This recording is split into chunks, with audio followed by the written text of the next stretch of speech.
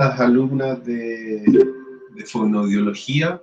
Bueno, hoy día debemos realizar la clase número 6, que corresponde todavía a este PowerPoint bien largo, que es la cátedra 1 sobre fisiología del sistema nervioso y la homeostasis. Pero antes de referirme a lo que es la clase en sí, le quiero un poquito actualizar sobre la plataforma. Si ustedes se dieron cuenta el fin de semana, le actualicé la plataforma y les di acceso a varias personas a los videos de las clases. Bueno, en lo que es como, si ustedes entran a la asignatura, en el aula virtual se van a encontrar con que los videos ahora están cargados en ese formato. Usted puede apretar ahí play y lo puede ver. Y están ordenadas las cosas por semana. Entonces, una de las cosas que agregué el fin de semana fue una evaluación diagnóstica. Quizá ya no diagnóstica, pero más que nada para que sepan un poco el tipo de preguntas que le puede salir en la primera prueba, en la primera departamental, que deberíamos estar realizando la segunda semana de mayo. Entonces, tienen este quiz, esta evaluación diagnóstica de fisiología disponible toda esta semana. De hecho, ustedes, si quieren, pueden abrir el quiz, ver las preguntas y después responder. Tienen toda la semana para poder responder esa evaluación diagnóstica. Y luego en lo que es la unidad 1 y 2, principalmente lo dejé más ordenadito. Está ordenado por semana de clase y cada semana de clase el material que corresponda. Entonces, principalmente están los videos está el PowerPoint, están los videos de las clases, está el práctico 1 que ya lo habían hecho, está el práctico 2 que se entrega esta semana, que es el de los sentidos. Les dejé el esquema que habíamos hablado la semana pasada ahí puesto, la clase de la última. Y les dejé unos videos que a mí me gustan mucho porque principalmente hablan sobre el sistema nervioso, pero de una manera más general, utilizando algunos ejemplos clínicos, sobre la deshidratación, sobre el control de un helicóptero, sobre el tema del dolor frente a una caída grave, con fractura. Así que yo les recomiendo echar una mirada a El Cuerpo al Límite, que es una serie del canal de televisión de la BBC, donde un poco hablan del sistema nervioso. Se lo recomiendo para ver, porque les va a ayudar mucho a entender cómo funciona este sistema.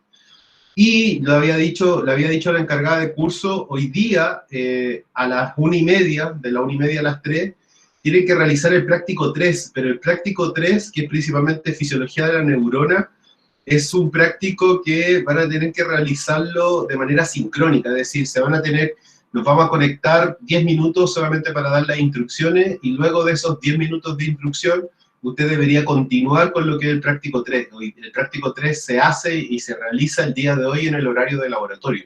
Es corto, no es muy largo y es principalmente sobre las cosas que ya hemos visto. Así que a la 1:30 yo acá apretaré el botón mostrar y obviamente se les va a mostrar el práctico, lo van a poder descargar el trabajo para poder realizar la tarea que tienen que realizar. Así que ahí atento hoy día en el laboratorio, en ese horario entre la 1:30 y las 3, porque deben realizar ese trabajo grupal que es el práctico 3. ¿Ya? Así que un poco ahí y bueno, y además, yo le había comentado creo que la semana pasada, y hay un quiz, pero que es formativo. El quiz que está en la semana 5 es un quiz sobre fisiología del sistema nervioso y homeostasis, pero que en verdad, más que nada, cumple para que sepan el tipo de preguntas que se van a encontrar en la prueba. No es la nota que se saquen en el quiz, no es una nota que va al sistema, sino que más que nada es un test para practicar sobre la información ya vista durante todos estos días. ¿Ya? Así que, bueno, ahí échenle una mirada a la plataforma, está bien actualizada, yo se las dejé bien al día. Y lo que yo ya creo que la próxima semana voy a empezar a hacer es revisar los trabajos para ir colocando las notas prácticas y también retroalimentarlas de las actividades que han realizado, principalmente de la primera. ¿Ya? No sé si tienen alguna consulta o duda que quieran hacerme sobre la plataforma o está en verdad todo bien clarito. Profe, para ver las clases hay que solicitar, a ustedes tenemos que solicitar el acceso porque no podemos verla así como tiene usted las clases. Sí, eso pasó el fin de semana, que para que ustedes puedan ver la clase me tiene que llegar a mí un correo y le tengo que dar la autorización desde su correo institucional. Pídalo nomás, en verdad. Yo ayer acepté varias solicitudes de acceso. Entonces, lo que sí deben darse cuenta es que estén conectadas con el correo, que acá en la esquina de su buscador esté el correo institucional. Por ejemplo, acá no está el mío institucional, pero cerciórese cuando me pida el acceso a ver el video, usted esté conectado desde el correo institucional.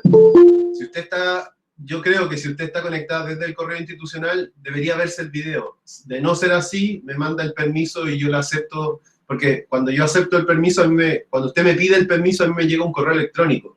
y lo puedo contestar tanto en el celular como en el computador, y es solamente apretar un clic diciéndole, bueno, le doy acceso a la persona con el correo tanto, para que pueda ver el video. Así que pídanlo nomás, no hay ningún problema en poder ver el video ahí, si que lo quieren hacer ahí de forma, principalmente si quieren conseguir la solicitud de acceso para poder verlo, ¿ya?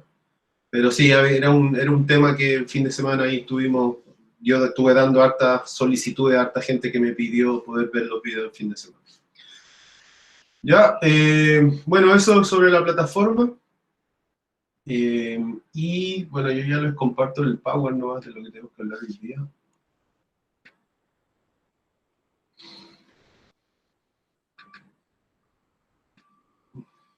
Nos habíamos quedado acá, homeostasis. Compartir pantalla.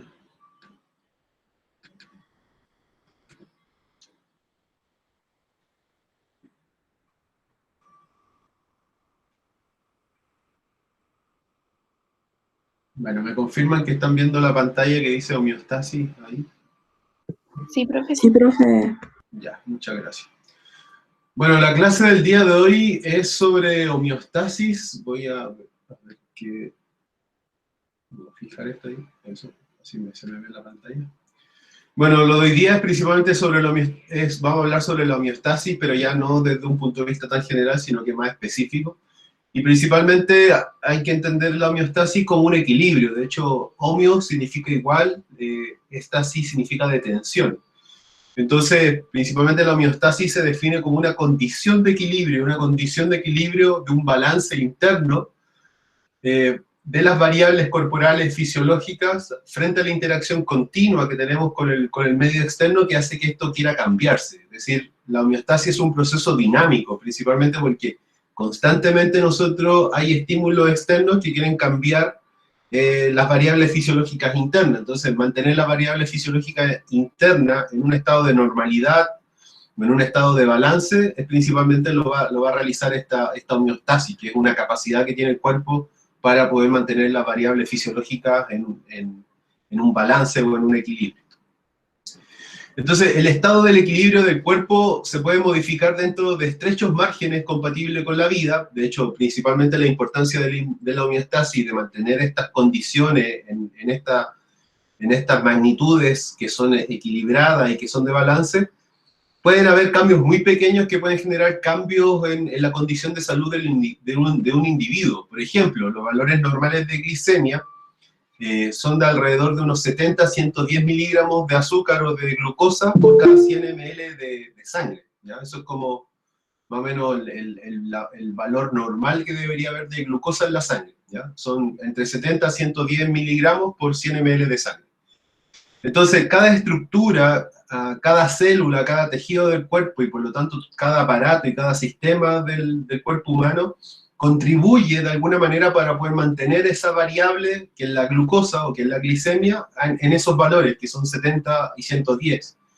Por ejemplo, si nosotros consumimos más azúcar, aumentamos nuestros niveles de azúcar en la sangre, se va el hígado principalmente, y el páncreas, perdón, el páncreas principalmente va a liberar insulina para poder captar esa glucosa y poder gastarla o poder utilizarla.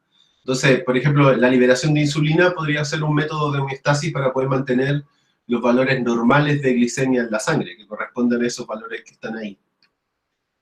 Entonces, la homeostasis del cuerpo está constantemente alterada. Constantemente la homeostasis se está queriendo cambiar, y eso es principalmente porque nosotros interactuamos con un medio externo, que es donde recibimos mucho estímulo. Entonces, algunas de las alteraciones van a provenir del medio externo, como puede ser quizá una agresión física que me produce una inflamación y un dolor local, quizá el calor intenso de un día de verano, o la falta de oxígeno porque salí a correr 4 kilómetros.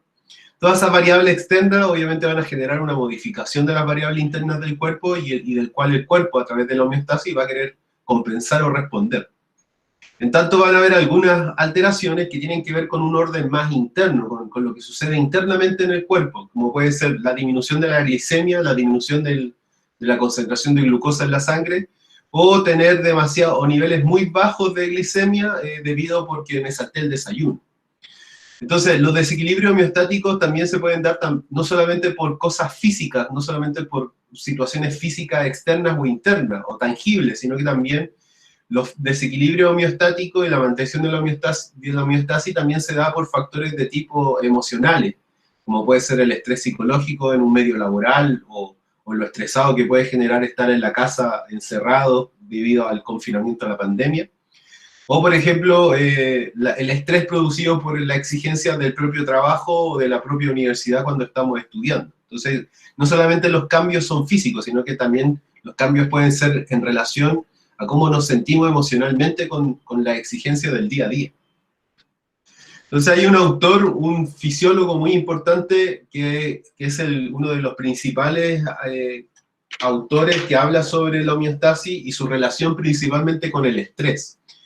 Entonces, él denominó estrés a cualquier elemento inespecífico que podría cambiar las variables fisiológicas de la homeostasis. Entonces, a partir de Hans Helge, que fue el inventor de la palabra estrés, Hans Helge, a partir de la tesis, él planteó una tesis que se llamaba estrés o síndrome general de adaptación. Y él de alguna manera resumió todos los síntomas fisiológicos que estaban en el fondo, que aparecían en 3 fases, y que guardaban relación frente a un estímulo que es el estrés y cómo el cuerpo respondía frente a este estrés. Entonces, Hans Helge, que era un fisiólogo, médico fisiólogo, fue capaz de separar los efectos físicos del estrés de otros síntomas sufridos por su paciente a través de su investigación, y observó que pacientes que padecían trastornos físicos que no eran causados directamente por la enfermedad y por la condición médica, es decir, una persona puede estar enferma de algo, y no necesariamente sus cambios de homeostasis están dados por la enfermedad que tiene, sino que pueden ser los trastornos que él siente, tanto como signos y síntomas, no están dados a veces por la enfermedad que posee, sino que pueden ser por aquellos elementos inespecíficos llamados estrés, que pueden en el fondo modificar esas variables. Entonces, en la mayoría de los casos, cuando yo me expongo a una temperatura elevada, me salto el desayuno, salgo a correr en un día que hace mucho calor, las alteraciones de la homeostasis en verdad son leves y transitorias, es decir, el organismo siempre va a poder responder frente a ese cambio que es momentáneo y es transitorio o leve, y un poco habla ahí de la rapidez que tiene el sistema para poder equilibrar sus variables internas. Pero en algunos casos, como por ejemplo en el caso de una enfermedad, de una intervención quirúrgica, de una infección grave, de intoxicación, en la exposición a temperatura extrema, obviamente la alteración de la homeostasis puede ser más intensa y obviamente puede ser más prolongada, es decir, estas compensaciones que van a hacer mantener al cuerpo en una variable de equilibrio, de balance, va a tardar más tiempo debido a que el que cambió la condición, principalmente es algo mucho más grave, como los ejemplos que salen ahí. Entonces, afortunadamente el cuerpo va a contar con muchos sistemas de regulación que permiten mantener las variables fisiológicas del medio interno en este balance, y principalmente la forma en cómo tiene el cuerpo para poder responder frente a estos cambios de variables internas, tanto por método, por estímulos externos como internos, es principalmente a través de 2 sistemas, que es el sistema nervioso y el endocrino. Va a haber una diferencia, porque principalmente el sistema nervioso utiliza neurotransmisores, utiliza potenciales de acción, y es un sistema que va a dar respuesta de manera mucho más rápida. En tanto, el sistema endocrino lo hace de manera distinta, principalmente lo hace a través de liberación de hormonas, y por lo tanto los cambios son más a largo plazo y no tan instantáneos, ¿ya? En el caso del sistema nervioso, los cambios son espontáneos y son a corto plazo. Entonces, el sistema nervioso regula la homeostasis, como les decía recién, principalmente enviando impulsos nerviosos, llamados potenciales de acción, a todos los órganos que obviamente puedan compensar aquella homeostasis que está alterada. Y en el caso del sistema endocrino, lo hace a través de la liberación de unas moléculas sobre las glándulas que controlan. Esas moléculas que son degradadas por ciertas glándulas se van a recibir el nombre de hormonas, y sus cambios van a ser más lentos, pero van a ser en un largo plazo. Entonces, los impulsos nerviosos suelen causar cambios rápidos, mientras que las hormonas generan cambios con mayor lentitud. Sin embargo, ambos tipos de regulación tienen la misma forma de actuar, que es a través de un sistema de retroalimentación negativa, es decir, modifican el efecto principalmente disminuyendo. Entonces, el cuerpo puede regular su medio interno por medio de muchos sistemas de retroalimentación. Bueno, ¿cuál es la definición de un sistema de retroalimentación? Bueno, un sistema de retroalimentación es un ciclo de fenómenos en el cual el estado de una condición corporal es supervisado, evaluado, modificado, vuelto a supervisar y a evaluar, y así sucesivamente. Un sistema de retroalimentación es un sistema que al fin y al cabo evalúa, supervisa y modifica y lo vuelve a hacer cuantas veces sea necesario alguna condición corporal determinada de nuestro cuerpo. Por ejemplo, puede ser el pH, la concentración de glucosa en la sangre, la temperatura corporal, etc. Entonces, los sistemas de retroalimentación funcionan principalmente controlando una variable, y lo que se les va a llamar condición controlada. Ejemplo de condiciones controladas, o ejemplo de variables supervisadas por sistemas de retroalimentación serían la temperatura, el nivel de glicemia, que es el nivel de azúcar en la sangre, o la presión arterial.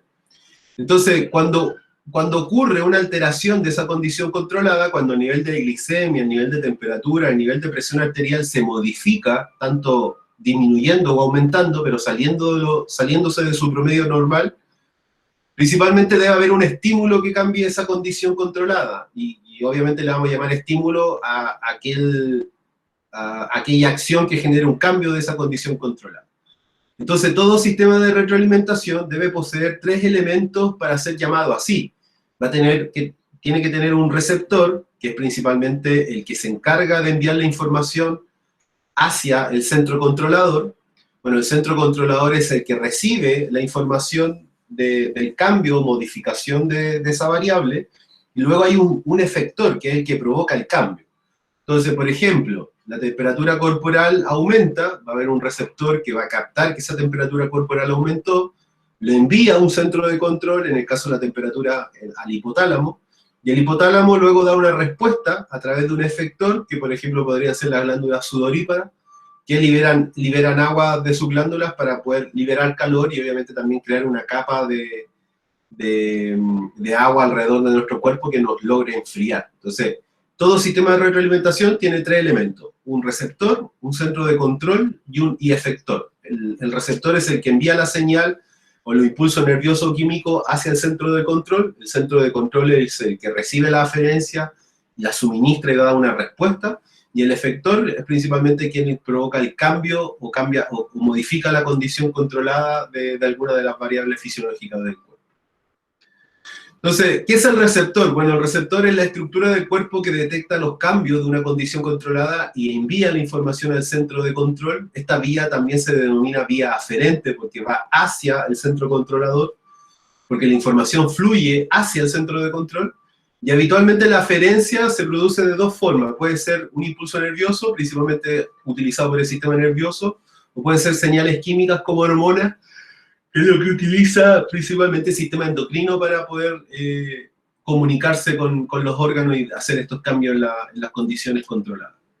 Entonces, por ejemplo, ciertas terminaciones nerviosas de la piel registran la temperatura corporal y pueden detectar los cambios, y frente a esos cambios pueden dar una respuesta desde el centro de control. Ya, por ejemplo, existen unos receptores en la piel que se llaman los corpúsculos de Ruffini, que son los que son encargados principalmente de captar la temperatura, y si hay mucha temperatura, enviarán la información al centro de control para que la modifique. ¿Qué es el centro de control? Bueno, el centro de control es el centro de control de las variables y del cuerpo. Principalmente lo que hace el centro de control es establecer un rango de valores dentro de los cuales se pueda mantener una condición controlada, es decir, un punto de equilibrio. Todas las variables fisiológicas tienen una normalidad: el pH 7,2 en la sangre, la concentración de oxígeno en la sangre es de alrededor del 98%, la temperatura corporal es de 36,5. ¿Quién establece ese valor normal? Es principalmente el centro de control. Entonces, ¿qué hace el centro de control? Bueno, evalúa la señal aferente venida del receptor, que recibe desde los receptores, y va a generar una señal de salida que es la que va a modificar el estado si es necesario. Por lo general, la señal de salida o eferencia se produce en forma de impulso nervioso, si estamos hablando del sistema nervioso, o también a través de otras señales químicas en el caso del sistema endocrino. Entonces, la vía que envía información hacia el efector desde el centro de control principalmente se llama vía eferente, porque saca la información desde el centro de control. Entonces, por ejemplo, en el ejemplo de la temperatura de la piel, el cerebro actúa como un centro de control, principalmente el hipotálamo, que es el órgano que controla la temperatura, y ella recibe los impulsos nerviosos desde los receptores cutáneos que están en la piel, principalmente estos corpúsculos de Ruffini, y genera los impulsos como señales eferentes, principalmente para que las glándulas secreten, por ejemplo, agua y así no enfríen. ¿Qué hace el efector? Bueno, el efector es una estructura del cuerpo que va a recibir las señales provenientes desde el centro de control para generar una respuesta y una modificación de esa condición controlada. Casi todos los órganos o tejidos del cuerpo van a poder actuar como un efector, pero los mayores efectores de nuestro cuerpo principalmente terminan siendo las glándulas o los músculos. Entonces, un ejemplo de un centro de control y cómo se relaciona con los sistemas de retroalimentación. Cuando la temperatura corporal en el cuerpo cae de manera brusca, estamos en 36 grados, 37 grados y baja, no sé, a 31 grados, el cerebro, que es el centro de control, va a enviar impulsos nerviosos, que son eferentes, a los músculos esqueléticos, que son los efectores. Entonces, el resultado de una baja de temperatura en el cuerpo es principalmente que la respuesta es principalmente tiritar, empezar a temblar. El resultado es que se comienza a temblar, y el temblar en el músculo va a generar un aumento de la temperatura corporal. Entonces, el centro de control ve que la temperatura bajó, envía una señal a través de una vía eferente a los músculos, y los músculos como efectores empiezan a temblar, y debido a ese temblor aumenta la temperatura corporal. Entonces, las temperaturas corporales centrales y cutáneas son identificadas e integradas en regiones termorreguladoras del hipotálamo, el centro de control real de la temperatura del hipotálamo, específicamente la zona anterior, que es la adenohipófisis, y hay otras estructuras también que controlan la temperatura, como el caso del tálamo y la corteza cerebral. Entonces, ¿qué significa esto de los sistemas de retroalimentación positivo y negativo? Bueno, los sistemas de retroalimentación son un grupo de receptores y efectores, más su centro de control, que pueden regular la actividad de algún fenómeno fisiológico que ocurra. Entonces, los sistemas de retroalimentación principalmente es que un sistema de retroalimentación controla una condición controlada, controla una de estas condiciones o variables fisiológicas del cuerpo humano, pero la forma en que lo puede hacer es a través de una retroalimentación negativa o a través de una retroalimentación positiva. Principalmente la retroalimentación negativa anula aquella condición, es decir, anula la causa de ese cambio de la variable, y por lo tanto, si la temperatura está aumentando o está disminuyendo, la vuelve un poco a la normalidad porque anula ese suceso. En tanto, una retroalimentación positiva aumenta el fenómeno de lo que está ocurriendo, es decir, si a mí hubo una alza en el pH, una retroalimentación positiva va a aumentar más aún el pH. En el caso de la temperatura corporal, una retroalimentación positiva seguiría aumentando la temperatura corporal. Y acá hay que detenerse en algo. Hay que entender que el cuerpo humano, para poder mantener la condición controlada, para poder mantener esas variables fisiológicas en un promedio, la forma en cómo se condiciona y cómo compensa todos estos cambios en las variables es principalmente a través de retroalimentaciones negativas. La retroalimentación negativa es la forma que utiliza el cuerpo para poder anular los cambios en las variables fisiológicas que ocurren en todos los sistemas corporales. Entonces, acá hay un ejemplo del sistema de retroalimentación negativa. Bueno, el sistema de retroalimentación negativa principalmente lo que hace es revertir un cambio en la condición controlada. Bueno, vamos a hacer un ejemplo con la presión arterial. Entonces, imaginemos que la presión arterial es la fuerza de presión que ejerce la sangre tanto en sístole como diástole del corazón. Entonces, mientras el corazón late más rápido, obviamente la presión arterial debería aumentar, ¿cierto? Entonces, la pregunta acá es, si la presión arterial está dada por la frecuencia cardíaca, si aumenta la frecuencia cardíaca y eso hace aumentar la presión arterial, ¿qué sería? ¿Una retroalimentación positiva o negativa? Si es que la causa del efecto, la variable es la variable es la presión arterial, pero ¿qué pasa si yo aumento la frecuencia cardíaca, y entendiendo que si aumenta la frecuencia cardíaca, va a aumentar la presión arterial? ¿Eso sería un sistema de retroalimentación positivo o negativo? ¿Qué me dicen? Negativo. Aumenta el efecto. Si la presión arterial está dada por la frecuencia cardíaca y a mí me aumenta la frecuencia cardíaca, ¿qué va a ocurrir con la presión arterial? ¿Va a aumentar o va a disminuir? Si yo empiezo a latir más rápido el corazón, la presión arterial, ¿va a aumentar o va a disminuir? Va a aumentar. Ya, entonces, si la causa del efecto genera que aumente más aún el efecto, ¿eso sería un sistema de retroalimentación positivo o negativo? Acá no se está anulando, acá se está aumentando. Se está aumentando el efecto. ¿Qué sería? ¿Una retroalimentación positiva o negativa? ¿Negativa? No puede ser negativa, positiva. Recuerden que negativa es que disminuye el efecto. Lo que está causando el efecto lo disminuye. En una retroalimentación positiva lo aumenta. Si yo tengo una presión arterial de 120/80 a una frecuencia cardíaca de 100 y ahora la frecuencia cardíaca me sube a 200, ¿qué va a pasar con la presión arterial? Va a subir, ¿cierto?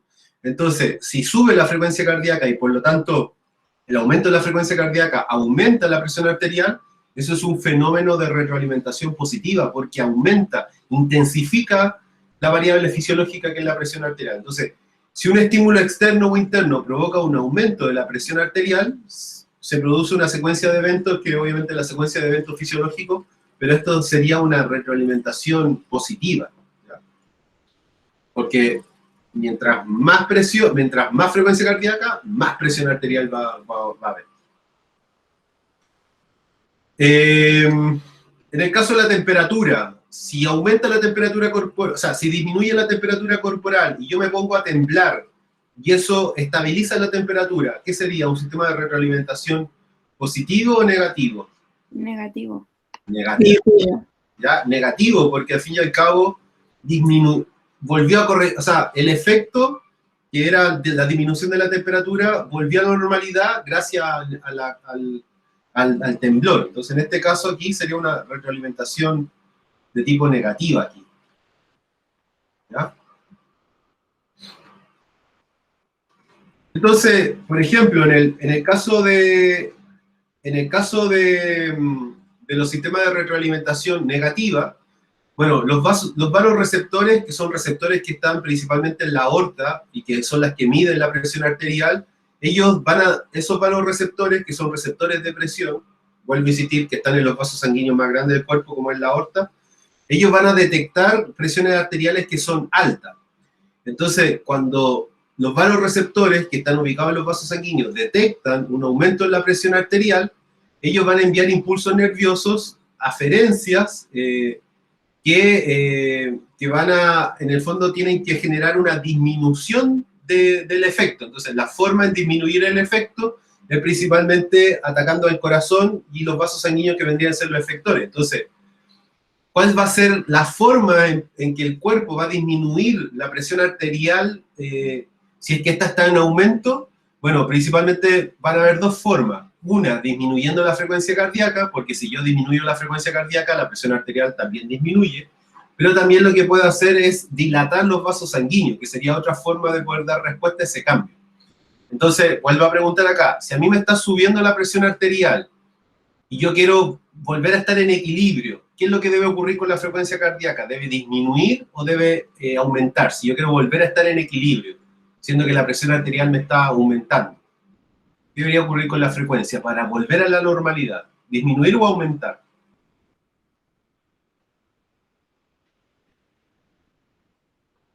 Yo quiero que la presión se estabilice de nuevo. ¿Qué va a ocurrir con la frecuencia cardíaca? ¿Va a disminuir o va a aumentar? Disminuir. Va a disminuir. Entonces, principalmente los sistemas de control que son el cerebro envían señales al corazón para que disminuya su frecuencia cardíaca y así se genera un sistema de retroalimentación negativo en torno a la presión arterial. Si yo bajo la frecuencia cardíaca, obviamente va a bajar la presión arterial, entonces eso sería un sistema de retroalimentación negativo en ese caso. Entonces, esta secuencia de eventos normaliza rápidamente la condición controlada, que es la presión arterial, y restablece la homeostasis, porque la presión arterial no puede estar alta. Entonces, obsérvese que la actividad del efector causa una disminución de la presión arterial y por lo tanto el resultado invalida el estímulo original. ¿Ya? Como que al fin y al cabo La respuesta del organismo fue disminuir la frecuencia cardíaca para, por ende, disminuir la presión arterial. ¿Qué es un sistema de retroalimentación positiva? Bueno, un sistema de retroalimentación positiva lo que hace es intensifica el efecto de lo que está ocurriendo, es decir, es como el caso de la frecuencia, de la presión arterial con la frecuencia cardíaca. Si la presión arterial está alta y yo aumento la frecuencia cardíaca, esa presión arterial va a estar más alta aún, ¿ya? Porque un sistema de retroalimentación positivo intensifica la condición del cuerpo. Entonces, la manera en que la respuesta afecta a la condición controlada es diferente a los sistemas de retroalimentación negativos. Acá lo que sucede es que el centro de control envía órdenes al efector para que la respuesta o el efecto de la condición controlada aumente o se refuerce. Entonces, la acción del sistema de retroalimentación positivo va a continuar a menos que se interrumpa por algún fenómeno fisiológico. Entonces, un ejemplo de retroalimentación positiva. Cuando la madre tiene que parir a su hijo, cuando la mamá está en trabajo de parto, aparecen las contracciones. Las contracciones principalmente significan contracciones de la musculatura del suelo pélvico para ayudar a empujar al feto en lo que es el canal del parto. Entonces, hay células nerviosas que principalmente están en la cadera, ellas ven el grado de dilatación que puede haber en el cuello uterino, es decir, si el cuello uterino está dilatado, estos receptores que están ahí en la pelvis lo sienten. Entonces, en la medida que aumenta la dilatación, porque el trabajo de parto está aumentando, aumenta la contracción, aumenta la dilatación, estos receptores que están en la pelvis sienten de que está aumentando el trabajo de canal de parto y como sistema de retroalimentación positivo generan la liberación de una hormona que se llama la oxitocina. Entonces, la oxitocina refuerza esto. ¿Cómo lo refuerza? Principalmente aumenta más aún la dilatación del canal del parto y genera que haya un mayor tamaño del espacio por donde debe salir el bebé. Entonces, la oxitocina aumenta la fuerza de contracción de las paredes musculares del útero, es un sistema de retroalimentación positivo porque aumenta todavía la dilatación. Entonces, las contracciones impulsan el descenso del feto por el útero, lo que dilata todavía más el cuello. Es decir, yo estoy en trabajo de parto, estoy con contracciones, mi bebé está saliendo. Mi bebé a la medida que va saliendo va generando una dilatación del cuello uterino. Esa dilatación del cuello uterino lo van sintiendo los receptores que están en la pelvis, y los receptores que están en la pelvis envían esa señal al centro de control, que es principalmente el cerebro, y el cerebro va a enviar liberación de oxitocina para que la dilatación sea más grande todavía y siga de alguna manera retroalimentándose de manera positiva, intensificando el efecto que debe ocurrir, que es la salida del bebé. Entonces, el ciclo de dilatación, liberación hormonal y aumento de fuerza de las contracciones, lo único que lo va a detener es principalmente cuando el bebé ya esté afuera y haya nacido. Y ahí se acaba este sistema de retroalimentación. Entonces, en el momento en que el bebé ya nace, la dilatación del cuello uterino cesa y la liberación de la oxitocina también. Entonces, otro ejemplo de retroalimentación positiva es que, pongámoslo el caso de que una arteria de nuestro cuerpo se rompió y estamos perdiendo grandes cantidades de sangre. Entonces, en condiciones normales, el corazón sangra a una cierta frecuencia para poder llevar la sangre al resto del cuerpo. Entonces, ante pérdidas importantes de sangre, la presión arterial desciende de forma brusca porque está saliendo sangre del vaso sanguíneo, se está perdiendo la presión, y las células del organismo también están recibiendo menos oxígeno, y por lo tanto funcionan con menor eficacia. Entonces, de esa pérdida, de persistir la pérdida de sangre, las células cardíacas se van a debilitar porque no le está llegando el oxígeno necesario, la presión de sangre, la presión arterial va a seguir disminuyendo, y por lo tanto, acá va a haber un nuevo ejemplo de sistema de retroalimentación positivo, porque si yo me rompo una arteria, estoy sangrando, disminuye la presión arterial, obviamente el corazón, para poder seguir generando, para seguir en el fondo movilizando sangre, él hace un sistema de retroalimentación positiva, es decir, se aumenta su frecuencia cardíaca para seguir bombeando sangre. Pero esto obviamente va a ser insostenible en el tiempo si es que esa herida o si esa pérdida de sangre en grandes valores se mantiene. Por eso es que cuando uno tiene una pérdida importante de sangre, obviamente la intervención quirúrgica va a ser la solución del problema y no solamente el sistema de retroalimentación propio del cuerpo. Entonces, dado que un sistema de retroalimentación positiva refuerza continuamente un cambio de una condición controlada, alguna señal fuera del sistema debe detenerlo. Por ejemplo, si la acción de un sistema de retroalimentación positiva no se detiene, es decir, si se sigue intensificando el efecto de una acción fisiológica, obviamente eso puede traer muchos peligros para la vida. Imagínense que la mujer ya parió y todavía se sigue liberando oxitocina, todavía se sigue liberando hormonas. Obviamente no, el fenómeno del parto debe terminar cuando el bebé ya nace, pero si sigue ocurriendo, eso podría traer a un desgarro del cuello uterino, sangrado, y la pérdida o la muerte de la madre debido a que perdió mucha sangre, debido a la mantención de las contracciones.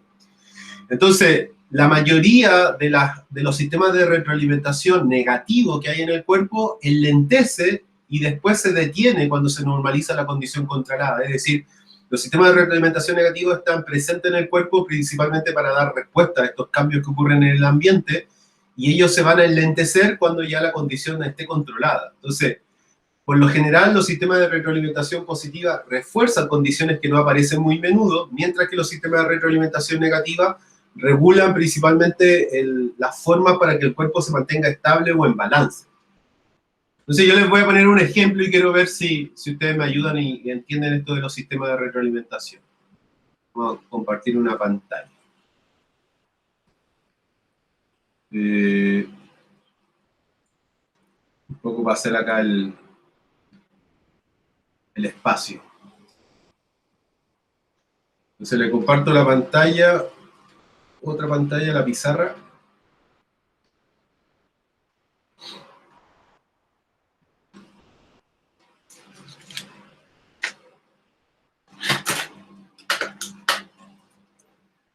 Entonces, imaginemos, bueno, me voy a poner el caso yo. Yo tengo dolor de espalda, ya por la fractura que tuve ahí en la vértebra. Y para eso me tomo antiinflamatorio, AINES. ¿Qué sería esto? ¿Un sistema de retroalimentación positivo o un sistema de retroalimentación negativo? Que yo consuma AINES y eso tenga un efecto en el dolor de espalda. ¿Sería un sistema de retroalimentación positivo o negativo? ¿El dolor de espalda aumenta o disminuye por el consumo de AINES? AINES significa antiinflamatorio no esteroidal. Analgésico, sí, antiinflamatorio no esteroidal. Eso significa. Entonces, ¿qué sería? ¿Un sistema de retroalimentación positiva o negativa, estimadas? Negativa. Negativo. Negativo, ¿cierto? Porque al fin y al cabo, si yo consumo los fármacos, va a disminuir el dolor de espalda. Entonces, es un sistema de retroalimentación negativo. Ya, bien. Veamos otro de positivo. A ver, uno positivo. No, vamos uno con la temperatura. La temperatura corporal disminuye, ¿cierto? Y el cuerpo, temblor muscular. ¿Qué sería eso? Un sistema de retroalimentación positivo o negativo. Se me baja la temperatura corporal y empiezo a temblar. Y temblar lo que va a hacer es aumentar la temperatura.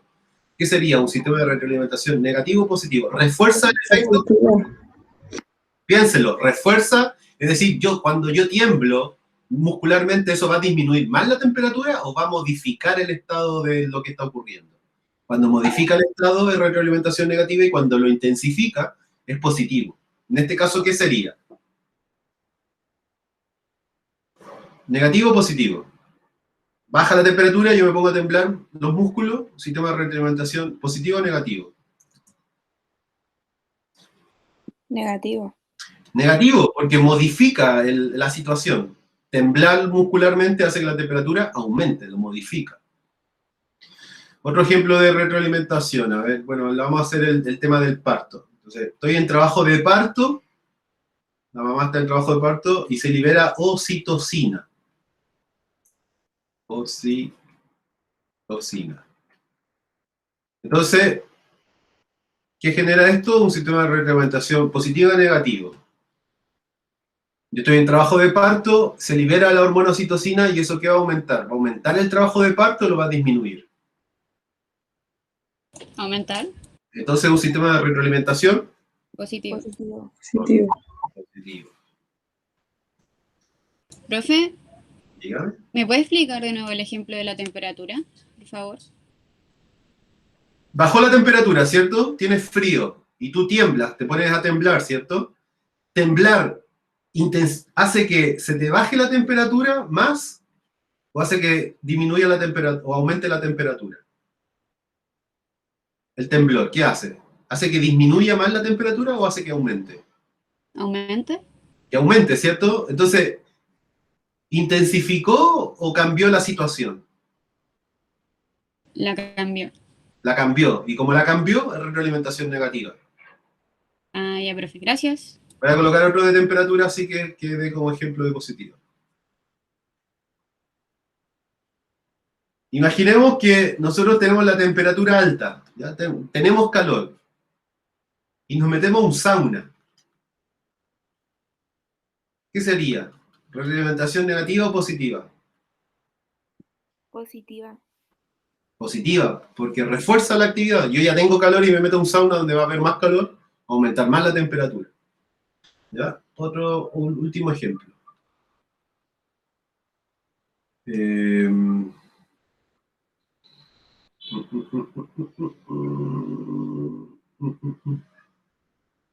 Ya, imaginemos que... a ver,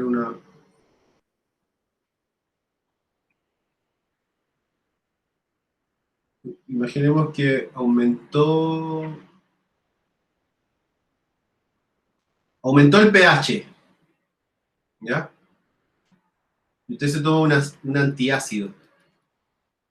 No. Al revés. Disminuyó el pH. Y usted consume un antiácido. ¿Qué sería eso? ¿Retroalimentación positiva o negativa?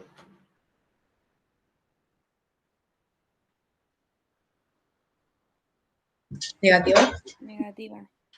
Ya, de hecho, es mucho más fácil entender, o sea, dar ejemplos de negativa, porque al fin y al cabo todos los sucesos en nuestro cuerpo son negativos, siempre tienen que ver con revertir la situación. El pH está disminuyendo y yo quiero revertir esa situación, consumo un antiácido. En verdad, los procesos de retroalimentación positiva son pocos. Ahora me acordé de uno.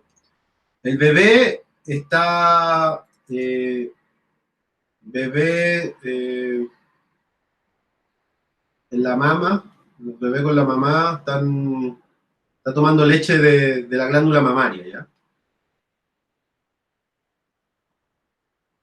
Nos vamos a colocar, mejor, secreción de leche, ¿ya? Secreción de leche desde la glándula mamaria.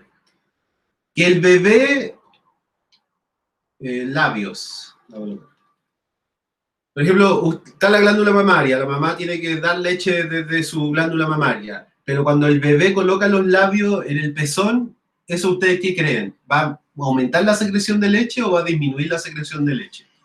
¿Va a ser un sistema de retroalimentación positivo o negativo? Positivo. Positivo. ¿Ya? Bueno, sería positivo, de que el estímulo de los labios del bebé posicionados en el pezón de la glándula mamaria genera un aumento en la secreción de la leche. ¿Ya? Tienen que darle vuelta. De hecho, ustedes hicieron una tarea sobre, creo que el práctico 1 era de homeostasis y les tocó hacer esto, así que espero que quizás lo vuelvan a echar una mirada y yo lo voy a revisar la próxima semana, pero que esto es sistema, principalmente en el cuerpo ocurren, la mayoría son sucesos de retroalimentación negativa, porque al fin y al cabo lo que busca la homeostasis es mantener la condición equilibrada, mantener la condición estable.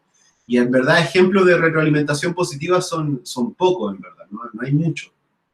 Les va a costar quizás encontrar más en relación a los sistemas de retroalimentación positivos que los negativos.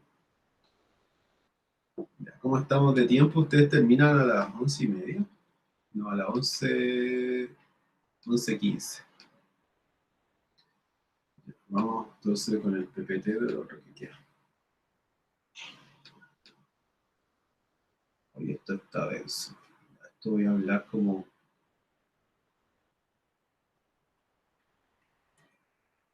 Ya, de lo que voy a hablar ahora, de lo que voy a continuar ahora, voy a solamente hacer como una introducción.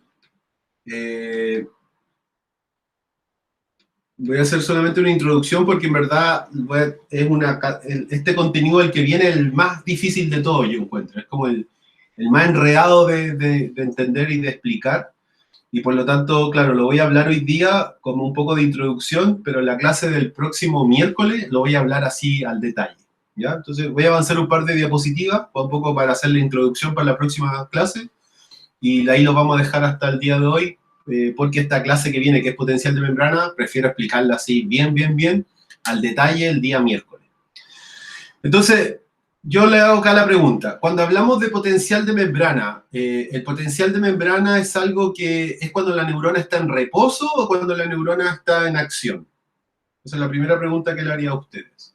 ¿El potencial de membrana es cuando la neurona está en reposo o cuando la neurona está en acción? Vamos a hacer la interacción. Potencial de membrana es cuando usted está en acción o está en reposo. Ahí recién respondieron que era en acción. ¿Estará bien en acción? ¿Potencial de membrana en acción?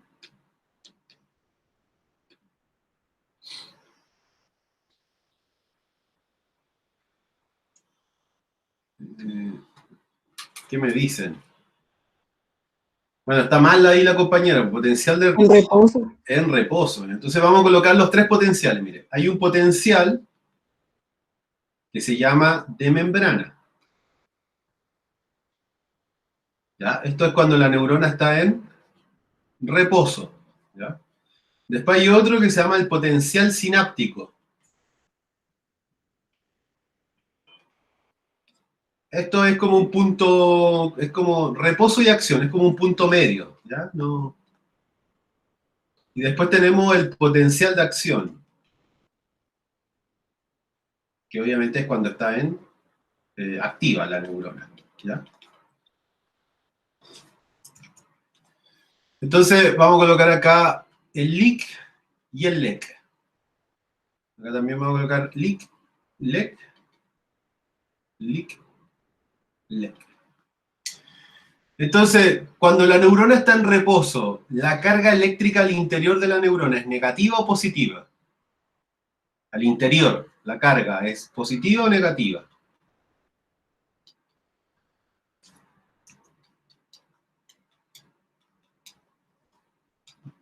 ¿Qué me dicen ustedes? ¿Qué tengo que borrar? Cuando la neurona está en reposo, el valor al interior de la neurona, ¿cuál es? ¿Es negativo o positivo?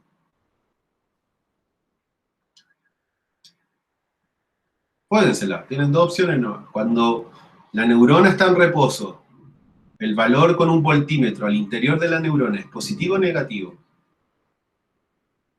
En el LIC. Negativo. Al interior es negativo, ¿cierto? Sí. Y si adentro es negativo, afuera debería ser Positivo. positivo. Ya. Y cuando está en acción, nos vamos a saltar este sináptico. Y cuando la neurona está en acción, al interior ahora es positivo o negativo. Positivo. Positivo. Y en el exterior es negativo. Negativo. Ya. Bien. ¿Se acuerdan? Bueno, acá el potencial sináptico no alcanza a ser un potencial de acción, así que igual que el de membrana. Acá es negativo adentro y positivo afuera. Ya. Los valores, ahora, esto tenía un valor en milímetros en milivolt. ¿Cuánto será el valor del voltaje al interior de la neurona? Esto lo vamos a colocar LIC. ¿Cuál sería el valor del voltaje al interior de la neurona? ¿Se acuerdan? Cuando la neurona está en reposo tenía un valor del voltímetro. Adentro. 70. Ya, muy bien. Menos 70, ¿cierto? Y cuando la neurona estaba en potencial de acción, cuando estaba activa, tenía un voltaje igual. ¿Cuál iba a ser en el interior de la neurona? Positivo, ¿cuánto? ¿Qué número? 30. ¿Perdón? 30. 30, ¿cierto? Ya, bien. El potencial sináptico es aquel potencial que no alcanza es menor a menos 55, ¿ya? Porque, y se lo voy a colocar con otro color. Es menos 55.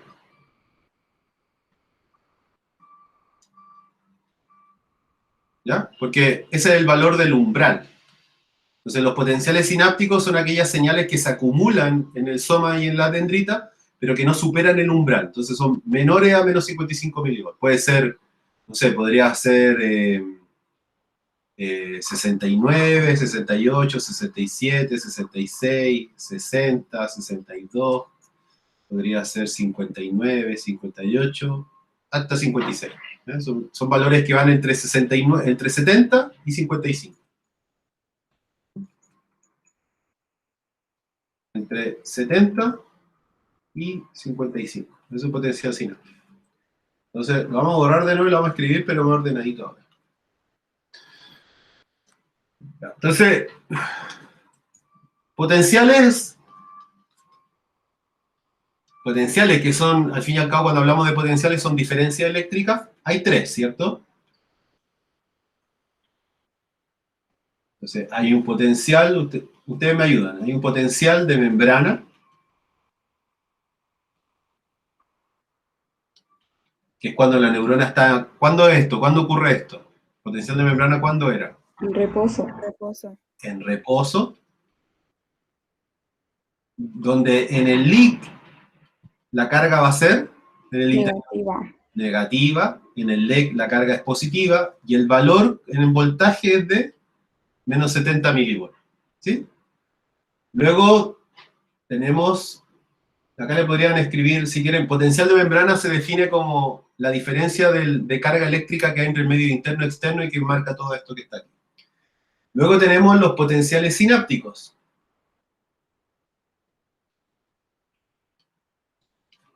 Esto es como un entremedio entre reposo y acción. Tiene las mismas características que el potencial de membrana, es decir, el leak es negativo y el LEC es positivo. Pero los valores no son en menos 70, porque acá se está acumulando impulso nervioso. Entonces va a ir desde menos 70 milivolts. Su parámetro va a ser desde menos 70 milivolts a menos 55 milivolts. Y luego, por último, tenemos el potencial sináptico. O sea, perdón, potencial de acción, que es cuando la neurona está en acción. Y acá en el leak, ahora, ¿qué carga era? Positivo. Positivo, y en el LEC es negativo. Y los valores son de más 30 milivolts. ¿Sí? ¿Se entiende? ¿Está más o menos clara ahí, hasta ahí? ¿Estamos bien hasta ahí? Sí, profe. Ya. Entonces, vamos a ir a otra cosa. Esto es más que nada como un resumen de lo que vamos a ver el día miércoles para que después me entiendan la clase bien. Entonces, nosotros tenemos la membrana plasmática, ¿cierto?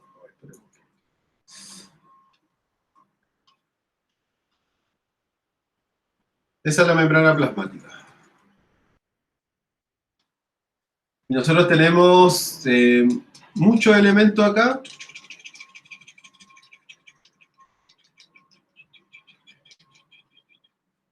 Y poquito aquí.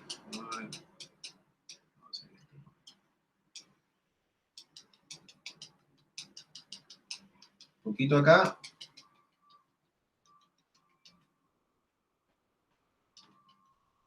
Mucho ahí. Entonces este lo vamos a hacer, este va a ser el leak y este va a ser el LEC. Entonces, ¿qué elementos, qué iones nosotros tenemos en una alta concentración en el interior?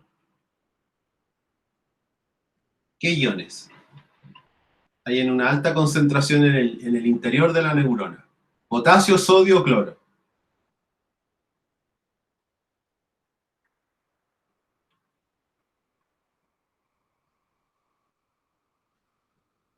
¿Qué cosa, profe? ¿Lo podría volver a repetir? ¿Qué iones? ¿Qué iones hay en una mayor concentración en el LEC? ¿Cuál ion es el que está más concentrado en el líquido intracelular de una neurona? El de potasio. El de potasio, ¿cierto? Entonces hay una alta, en el LEC hay una gran concentración de potasio y en el LEC hay una baja concentración de potasio. Y en el caso de los rojos, ¿qué es lo que hay en una alta concentración afuera y en una baja concentración adentro?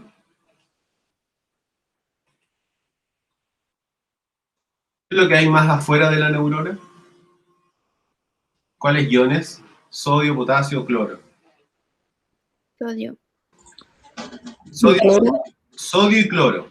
Sodio y cloro hay mucho afuera y adentro hay poco sodio y poco cloro.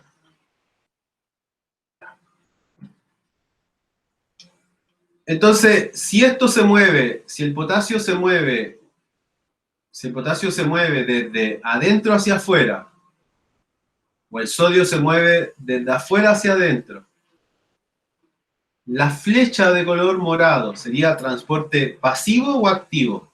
Si se está moviendo de un lugar de alta concentración a uno de baja concentración, ¿qué tipo de transporte será? ¿Activo? Piénselo bien. Estaba desde un lugar de alta Pasivo. concentración a uno de bajo. ¿Perdón? Pasivo. Esto es un transporte pasivo. Y la pregunta del millón, ¿los transportes pasivos utilizan energía o no utilizan energía? ¿Es con gasto energético o no? No. Sin energía, ¿cierto? Sin E de energía. Pero si yo les cambio el color y ahora el potasio entra,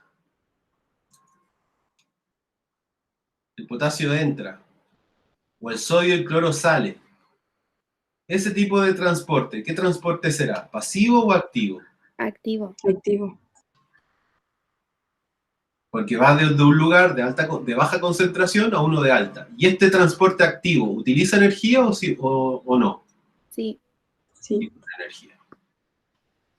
Ya, bueno, principalmente, bueno, qué bueno que me respondieron la mayoría de las preguntas y que me pudieron un poco seguir en este resumen, porque si entienden esto que estamos hablando, saben por qué esto es transporte pasivo, por qué es transporte activo, saben que hay más potasio dentro de la neurona y hay más sodio y cloro afuera, van a poder responder el práctico que tienen a la 1:30 y además van a poder entender la próxima clase. Desde la próxima clase yo voy a partir entendiendo de que todas conocen esto, todas lo manejan, todos lo saben muy bien y por lo tanto voy a poder explicar lo que es el potencial de la membrana. Principalmente el potencial de la membrana, que es cuando la neurona está en reposo, está basado en un 100% en cómo se mueve el potasio. Entonces, bueno, si ustedes entienden esto, lo que acabo de explicar, y entendieron lo de recién, lo que era un potencial de acción, un sináptico y uno de membrana, la próxima clase va a mandar, en verdad, van a poder entender la clase que viene la próxima.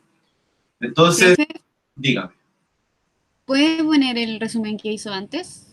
¿sí? Por fin, para sacarle una foto. ¿Ese? Sí, ese.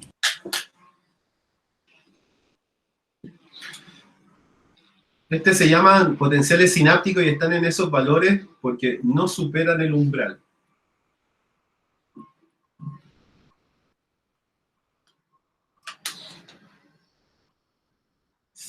Ah, mi espaldita. Chicas, consulta, yo detengo acá la clase. ¿Ustedes tienen clase ahora? O sea, terminan, después de esta cátedra, ¿tienen clase?